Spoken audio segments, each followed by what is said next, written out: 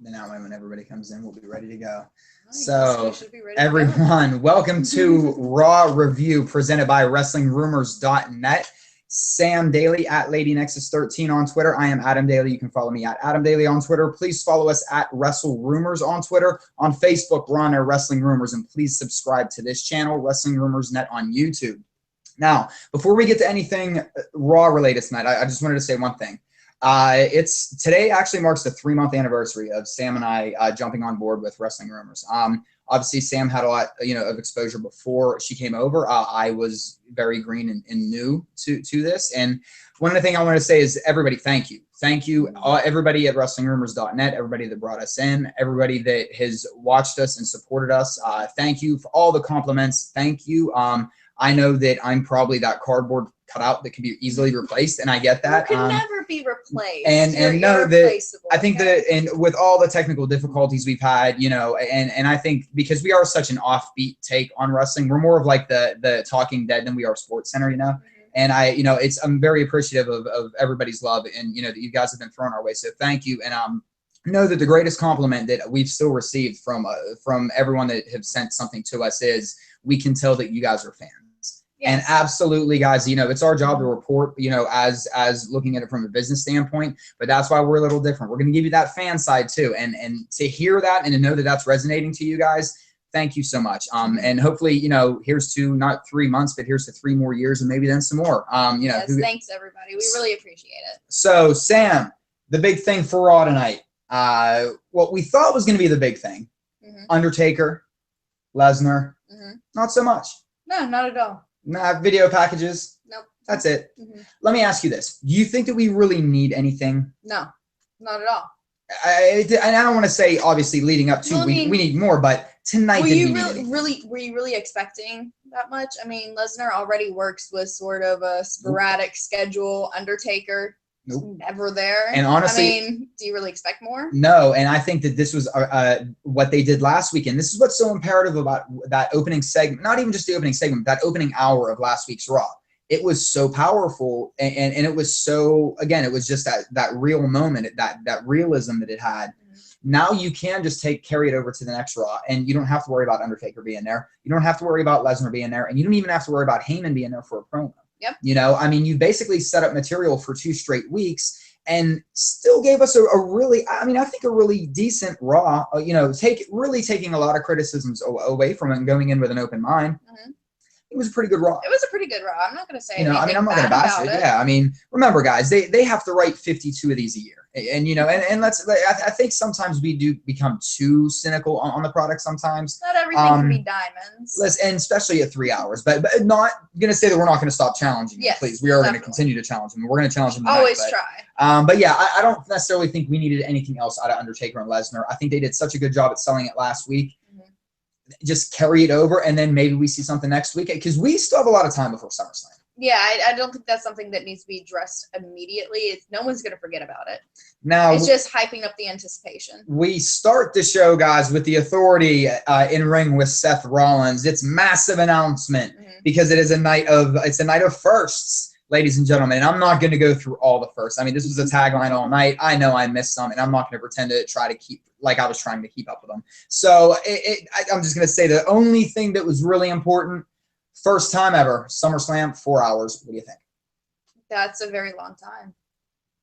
I don't know. Same as WrestleMania. Like it's. Oh, I guess. I didn't say 4 days. I said 4 hours. I didn't think about it like that.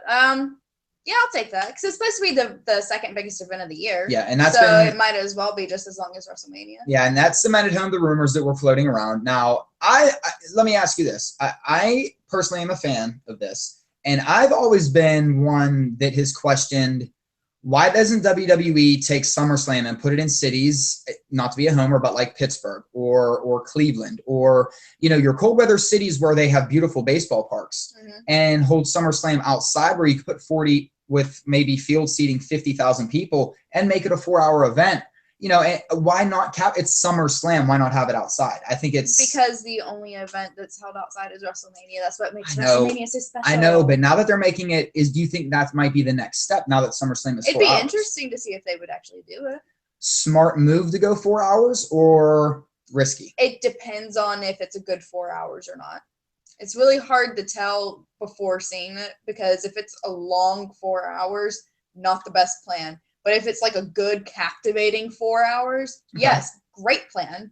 It just gives you more time to show off more talent. I look at it thank you. Because you know what, that's actually, I can tie this in exactly with what I was going to say. I think that with it being your second biggest pay-per-view of the year, you want it to stand out somehow, some way. And with the entire weekend experience that now they're wrapping around it now with the whole NXT deal and everything else that's going on around SummerSlam weekend, they are giving it a WrestleMania feel. And when you have two big, you really are mainly concerned about those two big events. They don't care as much about the Royal Rumble anymore, guys, as much as we'd like to think that they do. They don't care about Survivor Series at all, I don't think. Money in the Bank is really the new big four, take out Survivor Series. But I think that your two big money makers are WrestleMania and SummerSlam, and that's why I would have them both in. I don't think SummerSlam should be in a like football stadium. That's why I was saying outdoor parks, in cities that you typically it would be too cold to hold a WrestleMania. Yeah. So that way it would give that city a big. Imagine SummerSlam in Pittsburgh or a Philadelphia, or Chicago, like Wrigley or something. It would be amazing. I mean, I don't know about Wrigley. I've heard some bad things about Wrigley, but that's neither here nor there. But I like the idea. I think that if you want to make sure that people know that it's your otherwise it's getting lost in the shuffle with every other pay-per-view. I'll agree to that. Okay. Yeah. But along with that being the first, but it's a night of first for everything else. We had so many matches, this, that, and the other thing. I'm not going to bore you with any of those details, guys. So we have Seth Rollins cutting a promo. John Cena comes out, cuts his promo. And guys, you saw it. I don't have to really rehash it. That's one thing I'm going to try and trim down on is, really recapping a lot of the quotes. But the main thing here was that Cena, going straight at the authority and saying, listen, your boy Seth Rollins wasn't going to give me the championship match. Why don't you give me the match? Steph says, hey, it's a night of first, so no. Triple H, though, says he likes the idea and makes it for the United States Championship instead. And that, of course, was going to be your main event for later on in the night. Sam, you did not get to see this, but do you think it was, just hearing how it played out, do you think it was a nice way to set up what's obviously going to be Seth Rollins versus John Cena at SummerSlam? Yes, obviously. Okay. I mean, there's really no other way to do it. And do you see, and just because you didn't see the opening segment, I'm going to try and spin this for you real quick. Do you see John Cena dropping the United States Championship before SummerSlam? No. I see him holding on to it and beating Seth Rollins, unfortunately. And then Sheamus cashes in, so Cena doesn't have to drop the United States Championship. Oh, people would be so sick. Oh, people would be sick. I'm just throwing that idea out there. I know that people would be sick. Keeps it, Seth Rollins goes over on him and still gets cashed in by Sheamus, and that way Cena still has the title. I don't know. I think he's still going to hold on to it for a while. So next thing that we saw was big announcement next Monday. I'm going to have to talk with Lady Nexus over here, the first lady of WrestlingRumors.net, and see what she's going to want to do, because if we're going to have to put Raw Review on tape delay, because the lovely Paige is going to grace the Stone Cold Steve Austin podcast. And it's rare to say somebody is. Pause then. Sorry, guys, but you're just gonna have to wait till after the podcast. That's one thing any new viewers will get used to. This is definitely a little bit more explicit and geared toward adults. So please, discretion advised. But how rare is it to say the Steve Austin podcast will be graced by somebody else's presence? Usually, it's like we want to see Austin. This is going to be for a fun dynamic. Well, I want to see both of them. Absolutely. And his country accent with her British accent is just going to be hilarious to me. I'm sorry. I think that they're going to play off so well with one another that it's going to be really great and entertaining. That's where I'm at. And I think that the big dynamic for me is that they're both straight shooters. And I think that when you get those two going back and forth, it's going to be magical. They're both fucking insane. Yeah. Oh, yeah, absolutely. Yeah. Absolutely. And they're 100% honest. You don't really have that a lot. So we do see Paige talking backstage to Charlotte and Becky, obviously with their little team that they have going on. Now, Team Bad, I guess. I don't want to start using these team names, guys. I really don't.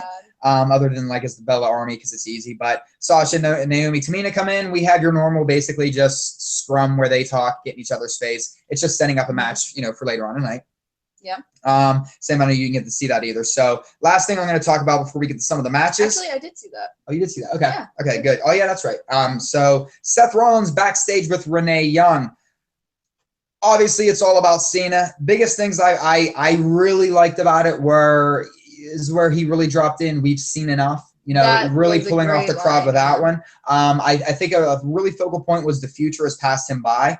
I do like that he keeps referencing that I beat Brock Lesnar and Roman Reigns on the same night, basically pulling a Chris Jericho. He's reminding me a lot of doing so the Jericho great. stuff that way. The Rock and Austin in the same night. Yeah, you're gonna get those references, but you know, him really kind of just pushing that it's time for somebody new. I think that right now Seth Rollins, I mean, he's been on top of his game for a while. He's top heel right now. He might be top wrestler right now. He's on another planet right now. He's doing really good right now. And guys, I know a lot of people have been very critical about Seth Rollins. I don't see how. He is so fast in the ring, and it was just because we were playing WWE 13 the other day, and just because how it was so cool, because I was just like reverse. The amount of reversals Seth Rollins does in a single fucking match and lands on his feet is ridiculous. Okay, how can you hate on this dude? He's so gifted at what he does. I'm going to be honest. I don't know how WWE 13 got pulled into this, but real quick, I guess since we're talking about WWE games, I'm just going to say, how about that? How about the Terminator commercial with all the wrestlers in it? Because it was awesome. Yeah, the fact that you can play with the Terminator in the new game. I know what you're saying though. With amazing. I see what you're saying with Rollins, but on my end, what I'm talking about was Rollins' stick work his microphone work was getting a lot of criticism. A lot of criticism, but I think guys, mic work was getting criticism. Absolutely, Did people listen to him on the mic? He's amazing. You know how it is. You know how it is. Now, early on, some matches that we had early on: Dean Ambrose versus The Big Show. Miz on commentary doing. If Miz and Titus O'Neil were on commentary, they would never, ever, ever wrestle again because we would beg them never to leave commentary if that was a commentary team. I'm just tossing it out there. Ambrose versus The Big Show, Miz on commentary. Not really much to say about this match. Why was Dean Ambrose fighting The Big Show? I don't know. I'd say it was a good question. I saw that and I was like, why is this even happening? I think Mark sent me a question about that. Yeah, I don't know. I really don't know why that happened. Big Show getting the knockout punch on Ambrose with the suicide dive through the ropes. Big Show trying to keep the attack going, though, and goes to spear him through the barricade. But I guess since Big Show was being a heel tonight, the barricade played face. Barricade took out the Big Show as Ambrose dodged it. Again, I'm with Sam. I don't know why this skit happened, or I don't know why this segment happened. This was mainly, I think, a filler just to really fluff up the Intercontinental Championship. They wanted to get Ambrose on TV. Really, for me, this was Miz. This was Miz TV. Okay. Yeah, I'll give you that. Yeah, I think this was Miz TV. We have Fandango versus Neville. I know this is one you did not get to see. Neville getting the red arrow. Now, guys, this really had nothing to do with Neville in Fandango whatsoever. Immediately after the match, Stardust hits a promo. Guys, I don't know if you really picked up. Obviously, you had to pick up the tribute to his father, Dusty Rhodes, with that Wine and Dine with Kings and Queens. But going straight into Stardust, and if you don't know who he's talking about with these caped heroes and the Arrow, it's Stephen Amell who plays Arrow, Green Arrow, basically. Sam, I know Frank's a big disbeliever out there that this still isn't going to happen. It's got to happen. And this is all about setting up. It's either that it's going to happen and they're just teasing it, or him and Amell are in on it and they want it to happen, and Back just won't let it. So they're just going to keep pushing for it until they give it to us. No, to me, Amell's going to be involved in some capacity, whether or not he's just in maybe Neville's corner. Although I did like at the end how Neville was kind of like, dude, this really isn't even about me. So why are you yelling right now? Because it was just not directed at Neville whatsoever at all. No. And it was funny because Neville was just confused. That video from the house show of Stardust doing the exact same thing with the Arrow in the middle of the match for no reason. And obviously, guys, he wouldn't be doing these things if there was no tease. So Frank, brother, I know this isn't going to happen, but Amell's going to be involved. Just Frank up in Montreal, you know who I'm talking about. But yeah, so it's going to be interesting to see whether it's going to be. Do you think this is going to be more Amell and Arrow's corner, or is it going to be Stardust versus Arrow? Legit. I would like to see Stardust versus Arrow. But I can see whatever network station that Arrow show is on. CW? I could see them having issue with him getting in the ring, so maybe he might just have to be in the corner. I don't know. We'll see. Paige versus Sasha Banks was the first women's match of the night, I'd like to say, guys. Great match. Went through a commercial break, and I'm not saying that's how you can tell when it's a great match, but it's rare that they let women's matches go through. And I'm going to stop saying divas, guys. I'm sorry. I'm going to call them women's matches. It's just a thing that I'm going to do. fantastic match. There was really one miscommunication in the match. There was like a double drop kick that somebody messed up on. Crowd picked up on it. The commentators did a good job of playing off of it, like, oh, they know each other so well. That's really just picking a needle out of a haystack, to be honest. Fantastic match. Sasha Banks getting the win via the Banks statement, Sam. Banks statement. It was beautiful. Your thoughts? It was a great match all around. I love that they all came out in the "This Is My House" shirts. Yes. And shit. It was amazing. So I want one of those shirts. Nah. Thank you, WWE, for finally giving me a good Diva shirt. Finally. They've had so many. And the Last Kicker. I want a Last Kicker shirt. Yeah. The Becky Lynch shirt? Yeah. The Last Kicker guy. Yeah. I think so, yeah. Finally some good fucking Diva shirts. I want I'm a hugger shirt, but she won't let me. So if they start making I'm not a hugger shirts, I'll buy them. Kind of like the anti-Cena shirts. Yeah, the We Hate Cena ones. So we had Los Matadores versus Lucha Dragons, PTP on commentary, Titus O'Neil, gold. Always. Gold. Lucha Dragons get the pinfall after New Day distraction. New Day coming out dancing around. Skipping and clapping and dancing around with a sign pointing it at Kofi that said the real father of the year. I thought this was hysterical. I thought it was hilarious. It's just even more on how valuable New Day is right now. And primetime players, I think they'd be very smart to continue this feud even past SummerSlam. I like that nobody was actually paying attention to what was going on in the ring with the Lucha Dragons and the Los Matadors. That's why I didn't even bring up, like, there's nothing to tell you. It was the storyline was happening outside of the ring. But yeah, the match was cool, but really New Day happened. And then that's that. So now we have Charlotte and Becky Lynch versus Nikki and Alicia Fox. Becky taps Foxy with the armbar. Oh, it was such a great match. That double kick up that Becky Lynch and Charlotte did in the middle of the match, like simultaneously, would just looked beautiful. The kick ups. Now let me ask you this question before we get to some of the stuff real quick. Are too many NXT divas winning right now, or NXT women winning right now? No. As far as what people think a SummerSlam outcome might be. Notice that a lot of and I'm not saying from a booking standpoint, that's not what I'm saying. But in a storyline where as us as fans, we definitely want to see these NXT women go over. I mean, let's face it, we're pulling for them. We want them to take over. We want this revolution. Are they planting some seeds because they're getting a lot of wins? Are they going to take the fall at SummerSlam? And is there going to be some foul play? Is maybe you're going to be a heel turn? Maybe what if, I'm just going to toss this out there, just hypothetically speaking, and watch her reaction. All I'm going to say is, how interesting would it be if, the NXT women are so dominant over this next month, and then they have something set up for SummerSlam where it's, the multi-diva match, whatever, Team Bella versus whoever, and Eva Marie just is a surprise run-in, screws over the NXT divas. That's how she's the biggest heel diva by SummerSlam, heel woman. And I'm not saying that's going to happen, but could you imagine people's heads exploding if she helped out the Bellas at SummerSlam, and that's how this whole thing came full circle? Don't ever say that again. Hey, if they really want to pull surprises out, I would go insane, especially after her NXT debut last week. It'd be a good way to start some, Do not ruin this fucking great storyline with that bullshit. Do not. Don't do it. But are all these women staying up, though? Are all these women on the main roster now for good? I think they should. I think they should be, too. I'm just saying, if some of them are going back down the NXT, though, what better way to start a feud?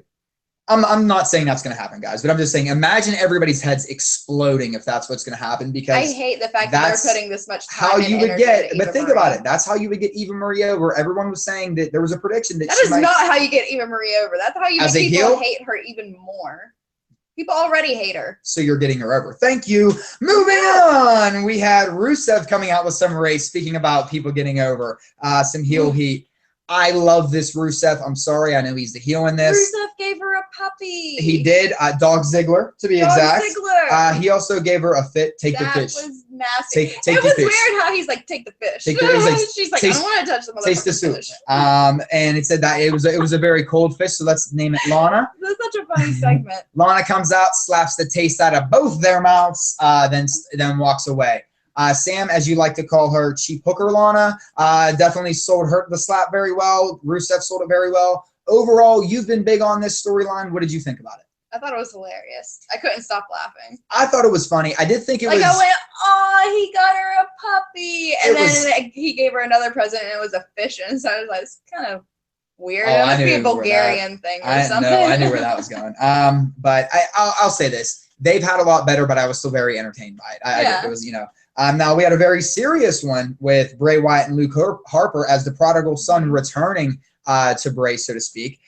Luke said, "Bray Wyatt, my life for you," talking about how he was outcasted by society, and Bray was the only one that truly accepted him.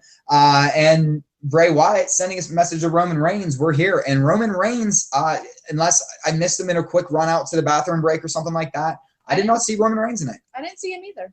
Fantastic promo by both Luke Harper, though, and Roman Reigns. Sam, you weren't on the pre-show, so real quick, your thoughts about not only the segment, but potentially Adam Rose turning back into Leo Kruger, or in some form going dark and joining the Wyatt family, who, by the way, he was tweeting "Ta-ta WWE" during the Wyatt segment.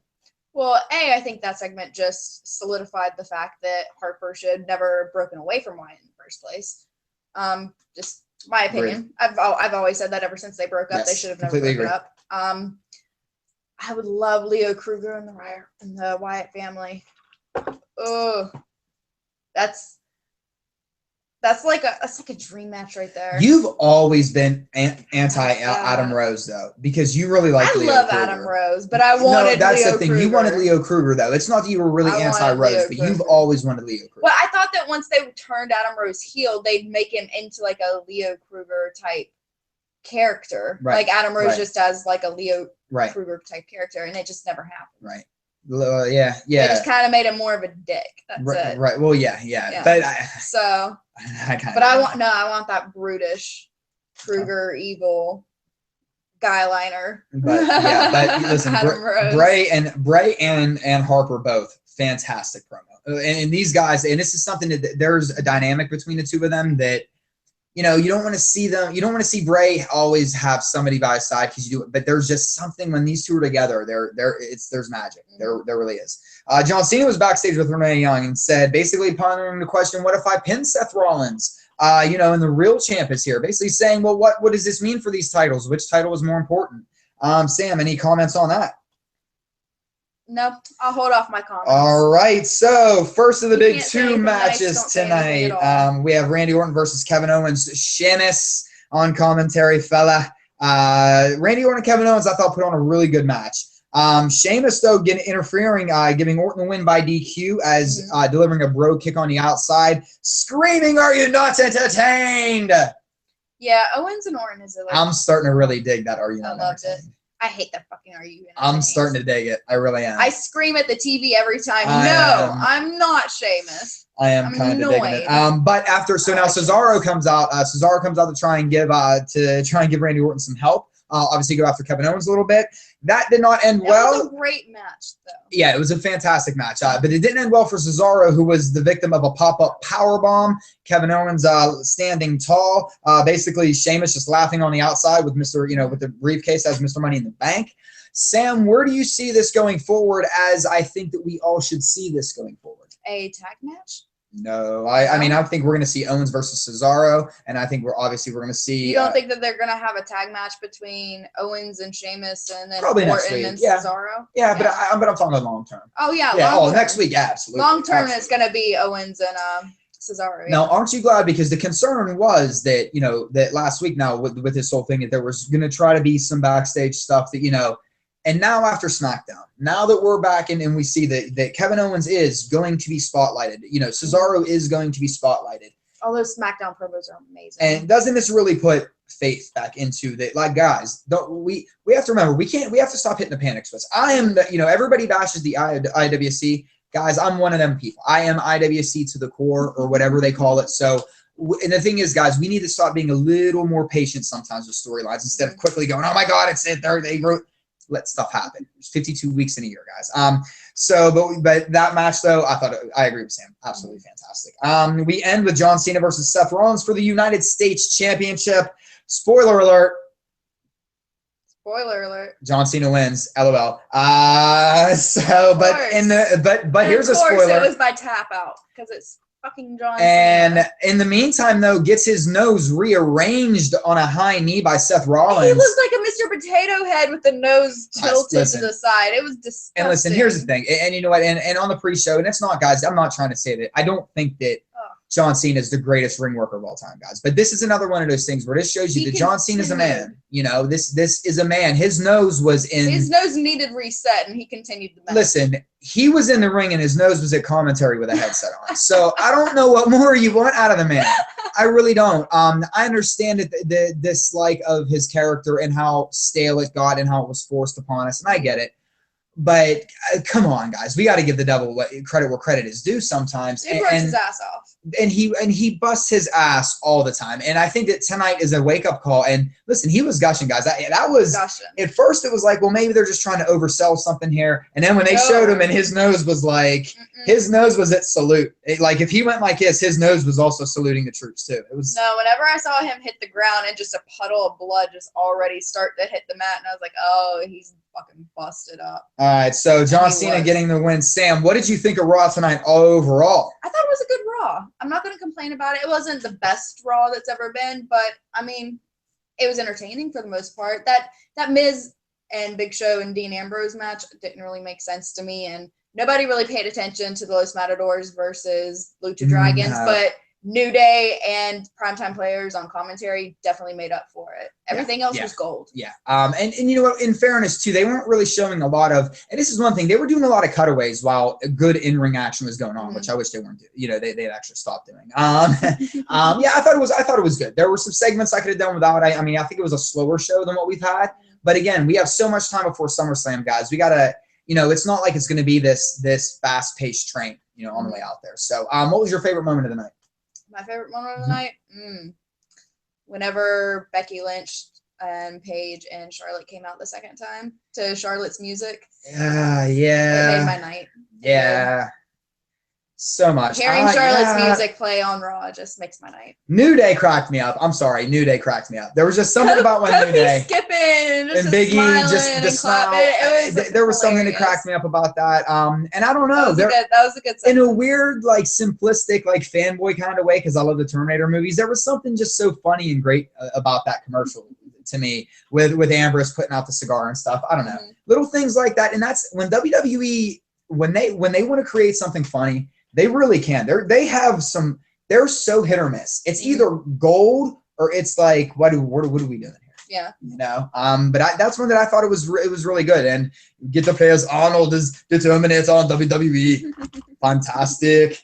All right, guys. Thank you so much for watching. Sam, do you have any last words for our viewers out there? I just hope everyone enjoyed the review tonight and will join us next week.